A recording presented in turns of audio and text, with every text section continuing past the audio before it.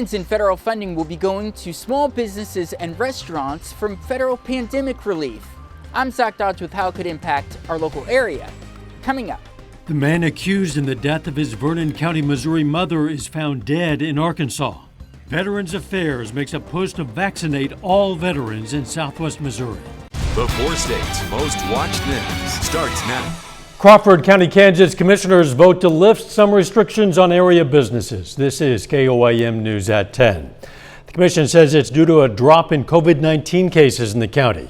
The county's rescinding Health Order 3 restricted activities. That includes business capacity and seating limitations and mass gathering restrictions. However, the county's mask mandate remains in effect. The federal government will dole out billions of dollars in funds to support businesses impacted by the pandemic.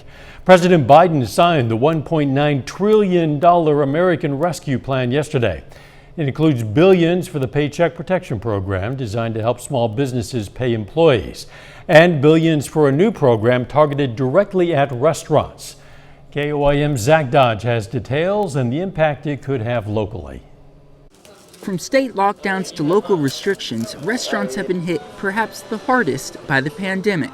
At Hometown Pub in Fort Scott, things are starting to get back to normal, but it's not quite the same. We're not where we were this time last year, but we're making headway. To stay open, homes had to apply for the Paycheck Protection Program twice. When business was slow, we were still able to meet payroll. We're use some of it for utilities or loan payments on the building. In the first round, we assisted 68 businesses to the tune of about $1.6 million.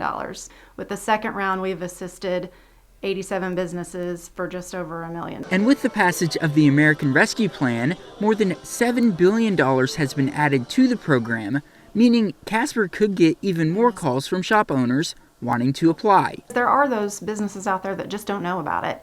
And the stimulus packages as they've been passed keep gaining steam. But that's only a small part of the funding set aside for local shop owners. It's $28.6 billion. The Restaurant Revitalization Fund is the first stimulus specifically for the restaurant industry, which, according to the National Restaurant Association, has seen 110,000 closures. The fund provides grants to restaurants equal to the amount of their pandemic-related revenue loss. We've had some wins along the way. We've gotten things like PPP, but our goal has always been an industry-specific solution. And the passage of the Restaurant Revitalization Fund is a big step towards that. And it should go without saying that Holmes plans to apply as soon as the application process gets going. Things are just so tough on small businesses right now. People are still scared. They're not getting out like they were before. They're starting to come back, but we've still got a ways to go. In Fort Scott, Zach Dodge, KOAM News. Restaurant owners will have to apply directly through the Small Business Administration for grant funding. The application process is still in the works, though, and the Paycheck Protection Program is set to end at the end of the month. The legislature is set to work on an extension next week. Authorities in Arkansas recovered the body of a man suspected of killing his mother in Vernon County, Missouri. A citizen found the body of Aaron Goodwin in a wooded area outside of Hot Springs, Arkansas, nearly 5 months after Goodwin was named the sole suspect in the Missouri murder case. Goodwin was accused of killing and decapitating his mother in October of 2020. Investigators now say they had information indicating Aaron Goodwin might have committed suicide in a wooded area, but until they discovered his body, authorities had considered him at large. Authorities in Lawrence County, Missouri identify a woman who was killed by traffic on I-44. The sheriff's office says the woman was killed on March 6th when she ran into traffic and was hit by a vehicle. They now say the woman had been missing from northern Missouri. Authorities are not releasing her name. Oklahoma County's top prosecutor is suing Governor Kevin Stitt and the State Pardon and Parole Board, alleging the board is not following state law on notifying prosecutors about commutations it's considering. The lawsuit filed by District Attorney David Prater also alleges 2 board members appointed by Stitt have a conflict of interest because of their work with released inmates. A Stitt spokeswoman says the governor is proud of the board's work and called Prater's lawsuit a desperate cry for publicity. The lawsuit comes just days after the board voted to consider a commutation request by convicted killer Julius Jones. Prater opposed Jones' commutation request and urged the board to reject it. Nick Kelly joins us now with a first look at the weather. It's wet and still raining out there in parts of the area. And I'm not seeing these rain chances budge as we go through the rest of the weekend, Dal, but at the very least we did see some leeway on the thermometer even with all the clouds and rain chances today. We hit a high of 54 actually during the late morning hours after we started at 48 at Joplin Regional. Areas along US 54, you have flood warnings taking you until noon tomorrow at the latest, while everybody else covered in green with either flood watches or flash flood watches holding in place. We do have a couple of areas of moderate to heavy rainfall working across southwest Missouri, closer to Table Rock Lake, and another good batch right along the Kansas-Oklahoma line from Chanute south to Bartlesville. That is just more rain chances that continue to develop out of Oklahoma while the main storm system continues to get its act together and start pushing along. In the meantime, temperatures upper 40s to lower 50s. We've been holding there since the beginning of the evening, and I think that's where we'll stay for the rest of the night. So we will see a cool start to the morning, but once we get a bit of a break in the action tomorrow afternoon, we'll try to take advantage of that and get highs back near 62. We'll see how much additional rain is on the way before we get a chance to dry out. Coming up in a bit, Dal. All right, see you then. Thanks, Nick. Daylight savings time begins this weekend, and while we'll be springing forward into another hour of evening daylight, we'll also be losing an hour of sleep. AAA is once again warning drivers to make sure they're awake and alert when they hit the road, even if they're adjusting to a new sleep schedule. AAA spokesperson says that on a national level, whether it's springing forward or falling back to begin or end daylight saving time, the U.S. seems to experience more crashes when there's a change to the sleep schedule. And it's not just AAA that wants you to stay awake on the road. I would say just because of the time change, it's a good idea always to not drive drowsy. And I do agree, you tend to make more mistakes, you react slower. I've seen a lot of bad drivers on the road. According to the AAA Foundation for Traffic Safety, drowsy driving plays a role in 10% of crashes. The great daylight saving time debate is back on. An Oklahoma lawmaker drafted legislation that would take the state out of daylight saving time. That means the state would be on with standard or winter time year-round. And that's the subject of today's KOAM News Now Instant Poll question. We're asking, do you think daylight saving time should be permanent? Should we switch to permanent standard time? Or should things stay the same as they are now? You can participate in the poll at KOAMnewsnow.com/vote or through the KOAM News app. Results are updated live, and we're going to check in on the results here in just a bit. Still ahead, Veterans Affairs is at work trying to vaccinate all veterans, regardless of age. And later, the Galena boys playing for a shot in the state finals. Jacob Leonard has the highlights in sports. Kansas City Veterans Affairs Center today hosted a vaccination clinic in Nevada, Missouri for veterans of all ages. KOAM's Bronte Sorotsky visited the clinic to understand how the vaccine rollout for veterans differs from the state's rollout. A unique vaccination event occurred today in Nevada, one for veterans of all ages. I feel like it's a privilege. The Kansas City Veterans Affairs Center hosted a vaccination event specifically for veterans at Cody College. Christy Mears, Chief of Pharmacy for the Kansas City Veterans Affairs, says their vaccine rollout differs from the state's, meaning any eligible veteran can make an appointment with them. We're very excited to know that we can offer it to any veteran of any age at this point. We're actually through the VA rollout, so that's separate than your state priority groups. Mears says today they administered the one-dose Johnson & Johnson vaccine, which would be more convenient. Also very important is recognizing the groups of patients that would benefit from the first dose vaccine. So somebody who may have trouble coming back for the second dose, the amount of time that it takes to get somewhere. One veteran, Jeannie Moore, says having the one shot was an easier and more accessible option for her. Because it is only one. And it's a privilege for us veterans to be offered that shot today. Moore is the first person in her family to receive a COVID-19 vaccine. She says it's important in keeping her family safe and staying healthy for them. It's important to stay healthy. My husband died when he was 60. And it was a big loss for me, and I don't want my family to experience that loss. For Mears, having the vaccine available to our veterans is just one step in thanking them for their service. They signed on a line to protect our country. That's the first and foremost reason why we're all here. So their focus on our freedom is something that we value every day that we go to work. She says events like this would not be possible without partnerships with facilities in the community. In Nevada, Bronte Sorotsky, KOAM News. We don't know the final numbers, but we can tell you officials set a goal to vaccinate at least 150 veterans at today's vaccination event. Nick Kelly is up next with his complete forecast, and later the East Newton Patriots play in their first state quarterfinals in program history.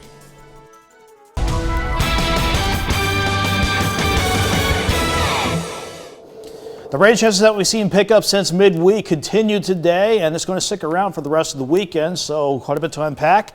Let's dive in. First and foremost, Indigo Sky. The time lapse outside of Seneca, Missouri showed how everybody looked throughout the day. Cloudy skies once again, stubborn to let go, and at times we have seen quite a bit of additional rainfall that nobody asked for underneath the cloudy skies that stuck with us today. We had a good batch roll on through this morning, mainly focused on our northern counties, but now we're seeing additional rounds of rain and storms actually working in from the west and developing south of the region and then lifting to the north. So signs that the rain chances, they are not done with us, especially as far as tonight's concerned.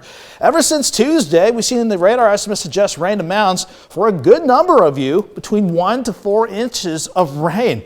And that's again just over the span of 2 or 3 days. And for some, it's just too much. That's why along the US 54 corridor, that's a flood warning for you all until we hit noon tomorrow at the latest. Everybody else is just more shades of green, indicating flood watches and flash flood watches taking us through Sunday at the latest, because again, we're not done with this system and its rain chances just yet. We got a few areas that I want to show you on the radar in terms of moderate to heavy rainfall.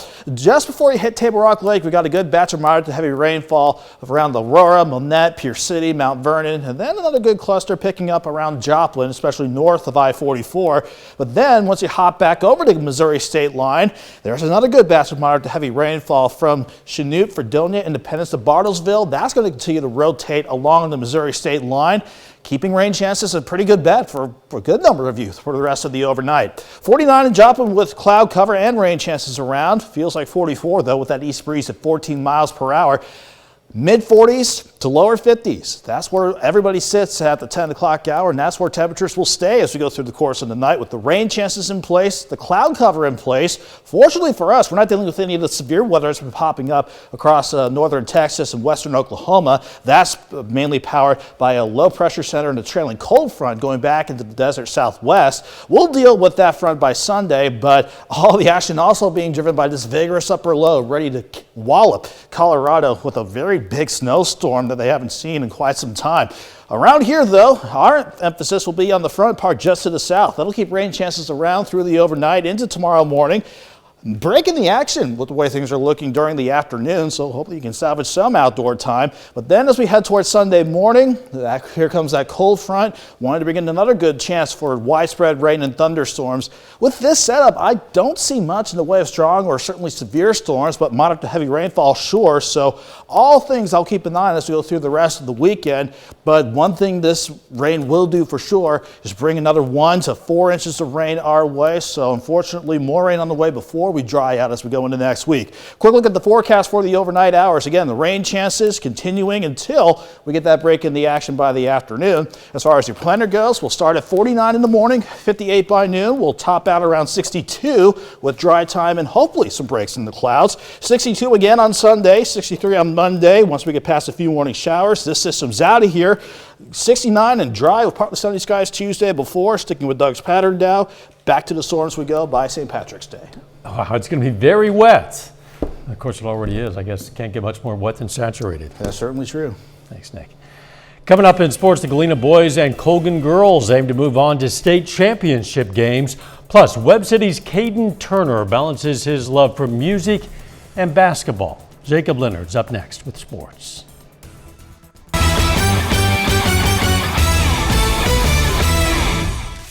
The Galena boys are back in the 3A state basketball semifinals, only this time they actually get to play for a spot in the state championship. Galena on the floor against Rock Creek this evening, aiming for a spot in that title game. Down 3 early, Hadley Price deep ball ties it at 6. Second quarter, game still tight. Look at Brett Sarwinski, Euro step and the foul. And right before half, Tyler Little, dude was huge in the post, puts back his own miss. Game tied at 20. Third quarter now, Dogs go on another run. Pass ahead to Kobe McLaughlin. That gets the lead to 5.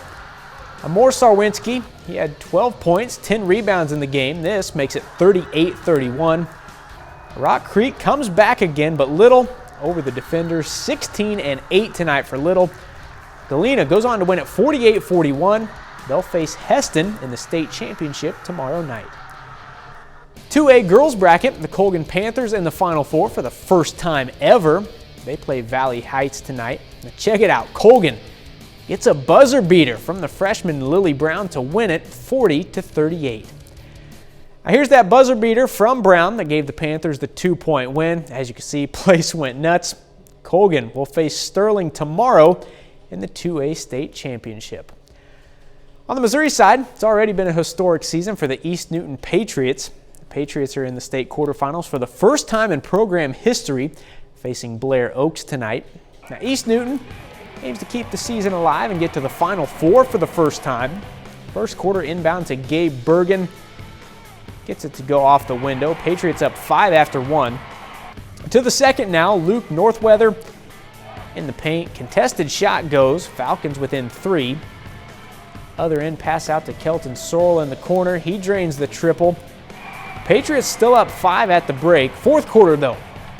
Jake Klosser drives, scoops it in. Game tied at 34 going to the fourth. Patriots trying to stay in the ballgame in the fourth. Pass to Sorrell for 2, but East Newton, historic season comes to an end tonight. They fall in this one 44-40.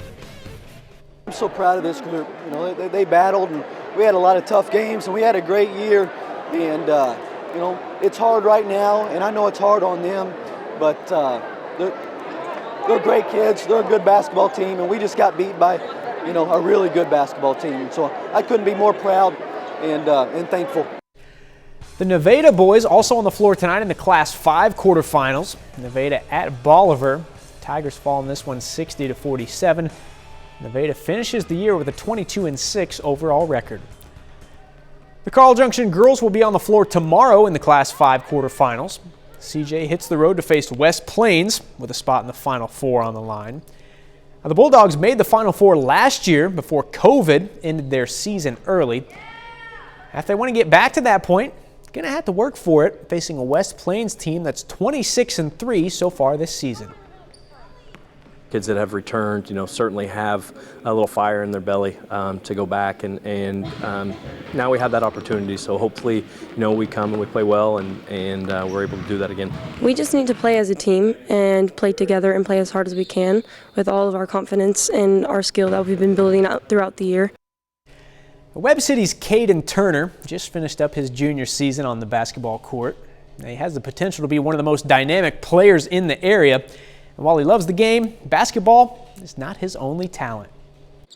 Webb City's Kaden Turner is an emerging star on the basketball court. I think next year he has the potential to be one of the best players in Southwest Missouri. But he's also smooth on the mic. If love was here right now, would shoot me in my face. So screw love, screw the misery and pain, screw messing with my brain and all the bonnets and the chains.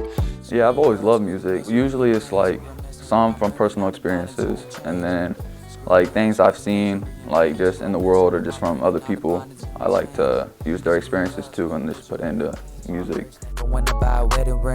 I think around 8 years old or somewhere around there, he wrote a Mother's Day song for his mom. I recorded it. Out of all of them, I like My Girl, just for the fact that I got to record it with one of my friends. Like she the one to spend a love infinity. She got my back, so we share a love. My daughter had found it on something they'd post on social media, so I just remember saying, I know that voice, and then I asked her, and she said it's KT, and I was like, no way. We have a lot of guys that think they're singers, and they're not. They're much better athletes, but he's the real deal. He can sing, and he's very creative, and I'm just blown away by his talent. Turner has a love for both music and the game. They're both good feelings, but it's like they're different in their own ways. It's like Music, I feel like I can express myself more. If I'm ever feeling like emotional in any way, it's just like easy to express myself that way. I can teach them to listen so I can make them prevail and show the beauty of the soul and not the hate of the hell. Yeah, the plan is to go to college to play basketball. I'm just going to keep doing them for as long as I can and then just stick with it. Turner has put out 3 songs so far. He says he has about 10 that he's currently working on. Finally, Missouri Class 3 State Wrestling Championships today. We got 2 individual local state champs. Out of Carl Junction, Jesse Cassett wins at 182 pounds. That's his 2nd state title. And this other dude, he is now a 4-time state champion, Kaden Turner from Neosho. He makes it happen today at 160 pounds. And that's a look at sports. We're back with more news after this. To honor a local veteran, Corporal Lewis Mogan, the Coffeyville, Kansas native, served in the U.S. Army during World War I. Proud to salute Corporal Lewis Mogan, tonight's 4-state hero. Okay, we told you daylight savings time starts this weekend. Our Insta poll asked how you feel about that. 69%, the vast majority, think that we should stay on daylight saving time year round. The poll is now closed. Thanks for participating. All right, let's check back now with Nick Kelly for a final look at the weather. Yeah, rain chances continue through tonight, Dow. We'll see if we can get a break in the action tomorrow afternoon and nudge highs near 62. Another shot for rain and storms on Sunday. Then the system's out of here on Monday. Dry Tuesday, then back to the storms come St. Patrick's Day. Thanks for joining us, and please join us this weekend. In the meantime, let's take care of ourselves and each other.